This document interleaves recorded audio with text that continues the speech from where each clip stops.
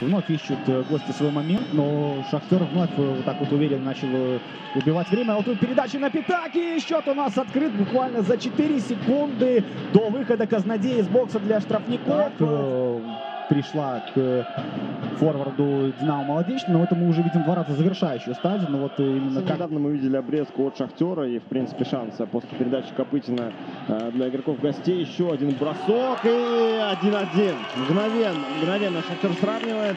И делает счет равным в Солигорске. Недолго пришлось ждать ответа от команды Файкова на эту пропущенную шайбу. Ну и не сказать, конечно, что эта шайба в ворота гостей назревала, но вот все-таки 3 периодов у нас уже минуло. И Шахтер атака, бросок и 2-1. Вперед выходят горняки. Евгений Додонов делает счет. Смотрим мы еще раз. Да, вот здесь просто попала в ход она дальше Додонову. Выкатился он вдоль ворот и отправил шайбу. Небольшая пересменка у Молодечной. И вот на контратаке Шахтер прямо сейчас может подловить своего оппонента. Будет бросок! И какой бросок! 3-1. 3-1 делает счет Андрей Феклистов.